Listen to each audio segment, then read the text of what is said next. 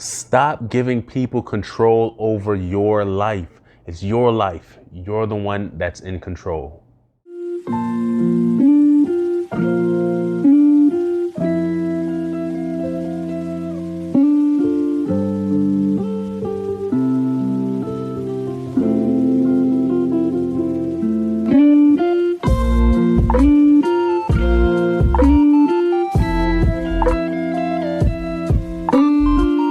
Hey guys, welcome back to the world's #1 personal development company, Brian Mills International, home of the world's #1 personal development book club, The Legacy Builders, where we take the secrets from timeless books and reveal them to you to help you grow and develop in every area of your life. My name is Brian Mills, and if you're new here, be sure to hit that subscribe button and the bell for notifications because you don't want to miss a video anytime we post on this channel. It's all valuable content to help you grow and develop in every area of your life. Now, let's get right into the video.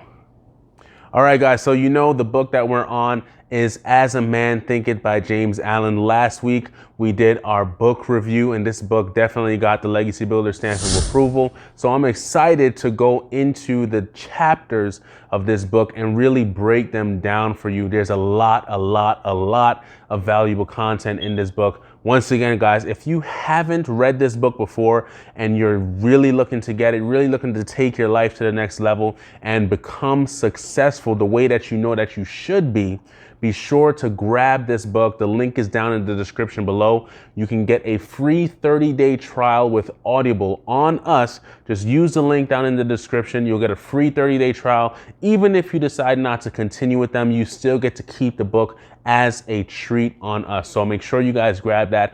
Also, to make sure that you're on our discussions, our deeper discussions, make sure you guys follow us on Facebook and Instagram. The links are down in the description below. So chapter 1 of this book is all about thoughts and character. And one of the first major things it says is that every act of a man stems from his thoughts. So meaning everything that you do comes from your thoughts, even those things that you would call spontaneous or impulsive acts. It comes from a place of thought. There was a thought that was in your mind that caused that act to come about in the first place. So just to really break this down for you, if you've ever found yourself doing things that you don't want to do, but you can't stop yourself from doing them, take a second to think about it. What have you been thinking up to this point that has led you to continue in those actions that you don't want to do? If you've ever been in a situation like that, comment down below. If you're doing something that you don't want to be doing, or you're doing stuff that you love to do, tell me how your thoughts have been affecting it. Does that part of the book stand up? That are your thoughts really affecting your acts? Are your acts coming from your thoughts? Let me know. Comment it down in the description below. It also goes on to say this, that act is the blossom of thought, and that joy or suffering is its fruits. Now, a lot of us have been doing things, whether things that you want to do or things that you don't want to do. But all in all, the effects of those thoughts are the fruits that you bear. And if the effects that you've been getting are not pleasing to you, then obviously it falls under that umbrella of suffering. But if the effects that you've been getting are pleasing to you, it falls under that umbrella of joy. Now, are the acts that you are taking, the things that you're doing, are they bringing you joy or are they bringing you suffering? And then again, just going back, tracing it back to the thoughts that you've been thinking, because your thoughts are what leads to your actions. Just to drop something in here, I am working on a new book right now. I'm not going to release the title to you yet, but it's all about how you change your results by changing your thoughts. Can't wait to release that out to you guys. Just a little snippet, dropping that in there on you guys. Can't wait to release it. The book is coming very, very soon. 2021, that book will be out. Can't really wait to release the title to you guys. But anyway, back into the subject matter of As A Man Thinketh. Your thoughts are what leads to your actions.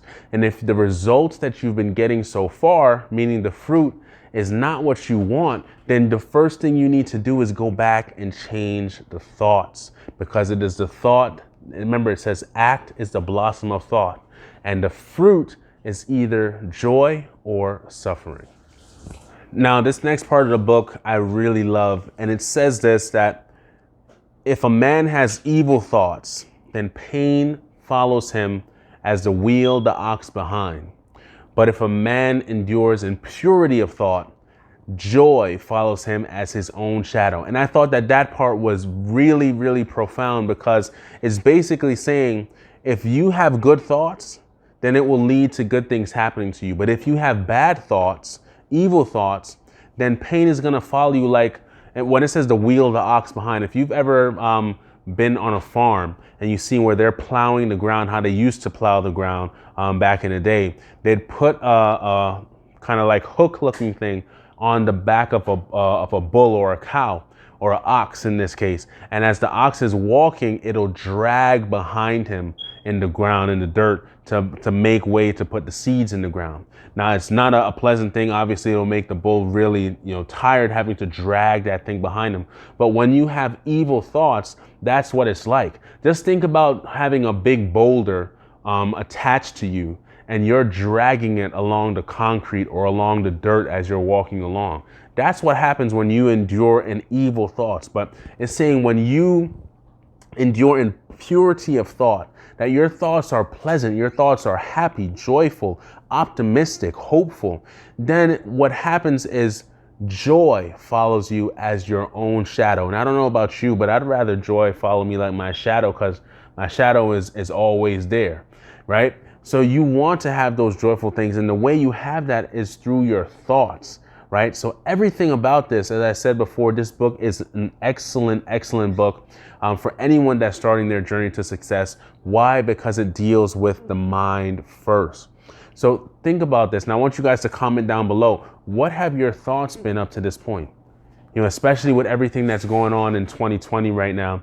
Are you enduring in purity of thought? Are you optimistic? Are you joyful? Are you hopeful that things are going to get better?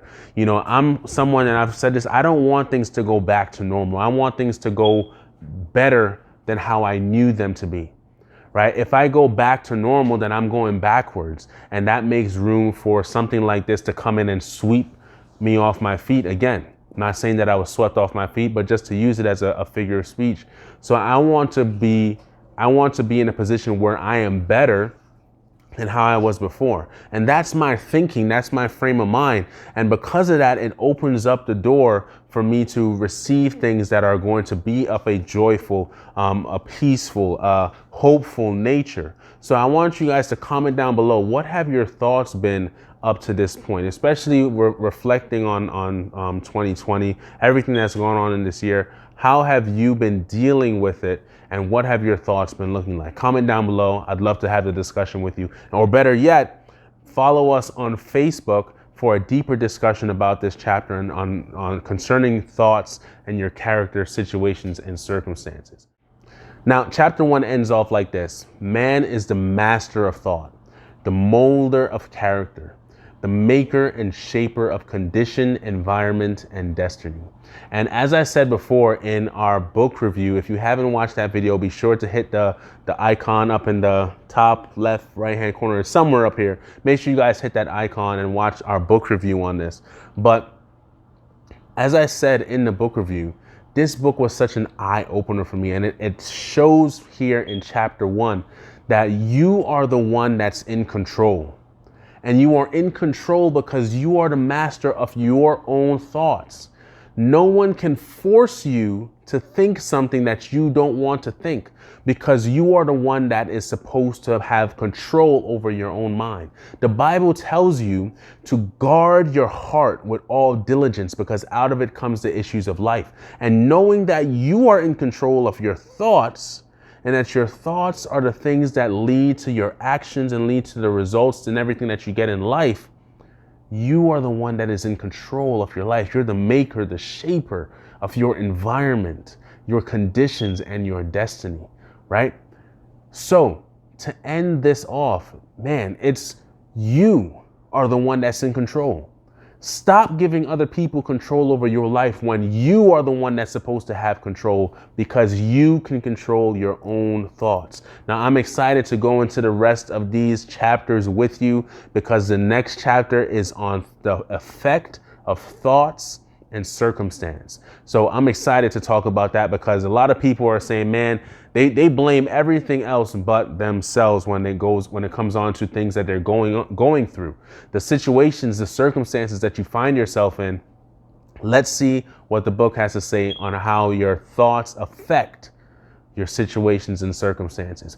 Once again, my name is Brian Mills, and this is The Legacy Builders, the #1 personal development book club in the world and the #1 personal development company in the world, Brian Mills International. If you haven't subscribed, make sure you subscribe. Hit the bell for notifications. You're not going to want to miss next week's video. Excited to have you guys here. Join us for a deeper discussion on Facebook and Instagram. The links are in the description below.